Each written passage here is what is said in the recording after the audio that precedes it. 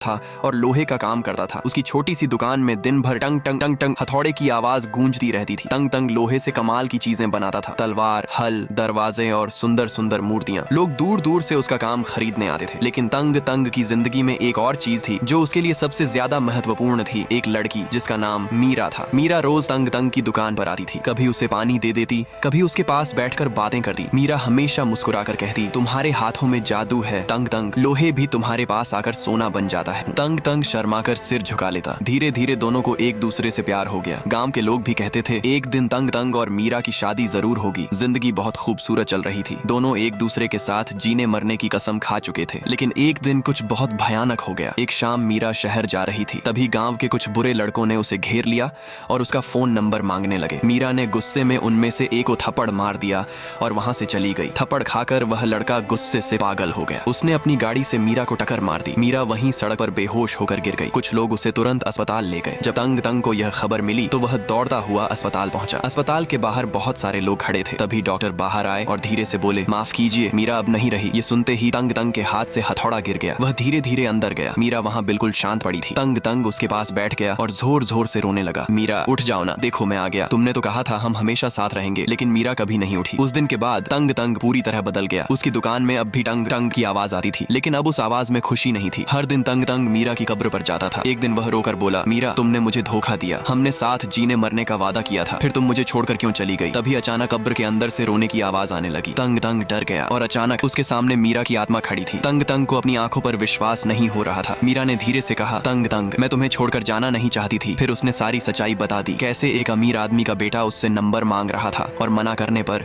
उसने गाड़ी से टक्कर मारकर उसकी जान ले ली। ये सुनते ही तंग तंग का गुस्सा फूट पड़ा। उसने फिर से अपना हथौड़ा उठाया और सीधे उस अमीर आदमी के बेटे के घर पहुंच गया। वह लड़का घर में आराम से बैठा था। तंग तंग गुस्से से बोला, तुमने मेरा सच्चा प्यार मुझसे छीन लिया, अब मैं तुम्हारी जिंदगी तुमसे छीन लूंगा। और तंग तंग ने हथौड़े से उस पर वार कर दिया। लड़का जमीन पर गिर गया और थोड़ी ही देर में उसकी मौत हो गई। उसके बाद तंग तंग फिर कब्रिस्तान गया। वह मीरा की कब्र के सामने रोकर बोला, मीरा मैंने तुम्हारा बदला ले लिया। इतना कहते ही कब्र चमकने लगी। अंदर से मीरा की आत्मा मुस्कुराते हुए बाहर आई। उसने तंग तंग से आखिरी बार कहा, मुझे हमेशा याद रखना तंग तंग। और फिर वह हवा में गायब हो गई। तंग तंग धीरे से मुस्कुराकर बोला, मैं तुम्हें कभी नहीं भूलूंगा मीरा। उस दिन के बाद से तंग तंग की दुकान से फिर हथौड़े की आवाज आने लगी, लेकिन इस बार वह सोना पिघलाकर कुछ बना रहा था। गांव के लोग देखकर कहते, लगता है तंग तंग पागल हो गया है। लेकिन तंग तंग बस मुस्कुराकर कहता, मैं मीरा के प्यार में पागल हो चुका हूँ। धीरे धीरे तंग तंग ने सोने की मीरा की मूर्ति बना दी। मूर्ति इतनी खूबसूरत थी कि लगता था जैसे अभी जिंदा होकर बोलेगी, तंग तंग मैं तुमसे प्यार करती हूँ। तंग तंग की आंखों में आंसू आ गए। वह धीरे से बोला, मीरा तुम आज इस दुनिया में नहीं हो, लेकिन तुम्हारी यह मूर्ति मुझे हमेशा तुम्हारी याद दिलाएगी।